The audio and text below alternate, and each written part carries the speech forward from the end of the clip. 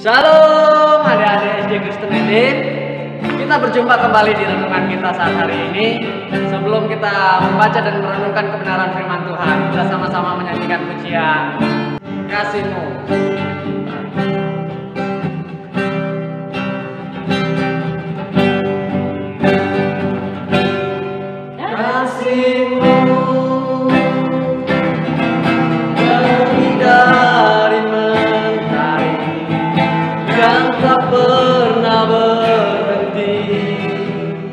Memancarkan sinarnya, cintamu lebih dari samudra, tenggelamku di dalam kesetiaan-Mu Tuhan. Kasih-Mu lebih dari yang tak pernah berhenti, memancarkan sinarnya, cintamu lebih dari samudra, tenggelamku di dalam kesetiaan-Mu Tuhan.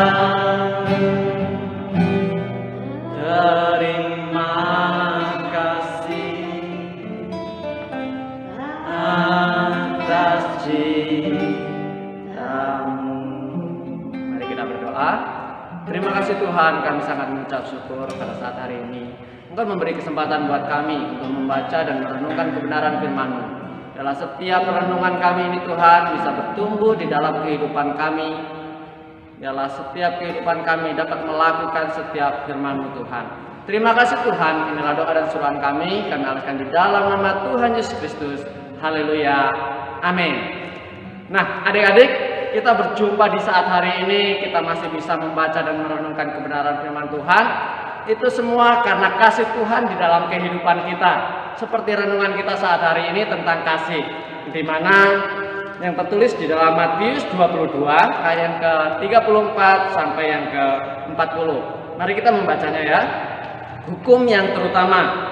Ketika orang-orang Farisi mendengar bahwa Yesus telah membuat orang-orang Saduki itu bungkam, berkumpulah mereka, dan seorang dari mereka, seorang ahli Taurat, bertanya untuk mencobai dia. Guru, hukum manakah yang terutama dalam hukum Taurat? Jawab Yesus kepadanya, kasihilah Tuhan Allahmu dengan segenap hatimu, dan dengan segenap jiwamu, dan dengan segenap akal budimu. Itu hukum yang terutama dan yang pertama. Dan hukum yang kedua yang sama dengan itu ialah kasihilah sesamamu manusia seperti dirimu sendiri. Pada kedua hukum inilah tergantung seluruh hukum Taurat dan kitab para nabi. Amin. Nah, di sini adik-adik bahwa Yesus mengajarkan kehidupan kita untuk memberikan kasih, yaitu yang pertama itu kasih kepada Tuhan. Dan yang kedua, kita memberikan kasih kepada sesama kita. Ya kan? Pada waktu orang-orang Saduki itu terbungkam atau terdiam, tidak mampu berkata-kata kembali karena jawaban Yesus kepada mereka. Setelah itu ada beberapa orang atau ahli Taurat mencobai Yesus dengan mengajukan sebuah pertanyaan-pertanyaan, ya kan? Pertanyaan tentang hukum yang terutama dari hukum Taurat itu. Manakah yang terutama kan? Ya kan? Yesus menjawab, hukum yang pertama dan yang paling utama yaitu apa tadi?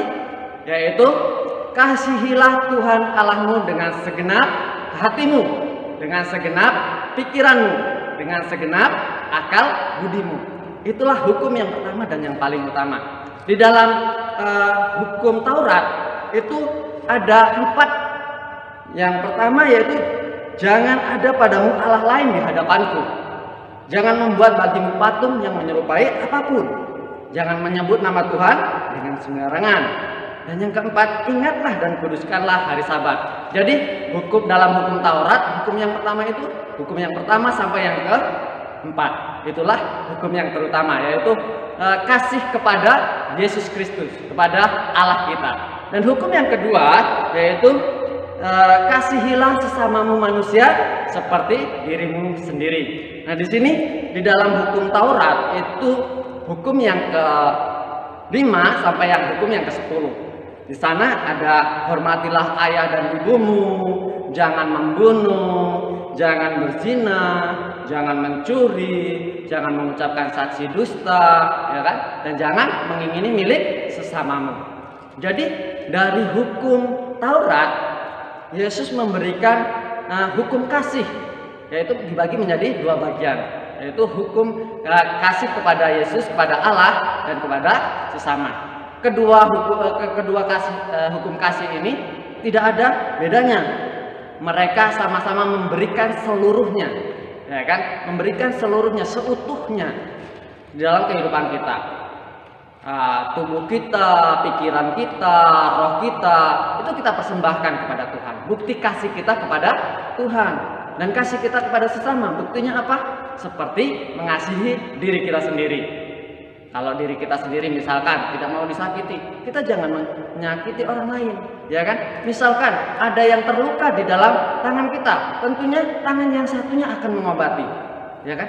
Dan lain sebagainya dalam organ-organ tubuh kita. Jika organ tubuh kita sakit, tentunya kita saling secepat mungkin kita mencari obat dan mengobatinya. Demikian kita mengasihi sesama kita, teman-teman kita, kakak kita atau adik kita, orang tua kita, tetangga kita, dan sebagainya.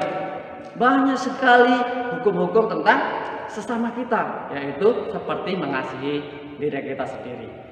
Jika adik-adik bisa melakukan kedua hukum ini, berarti adik-adik bisa memegang kebenaran firman Tuhan, ya kan?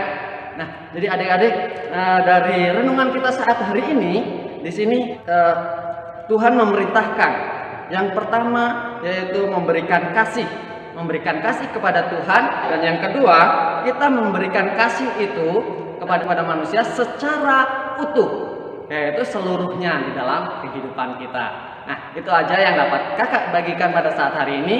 Biarlah setiap renungan kita bisa menjadi berkat buat adik-adik sekalian. Kita akan berdoa.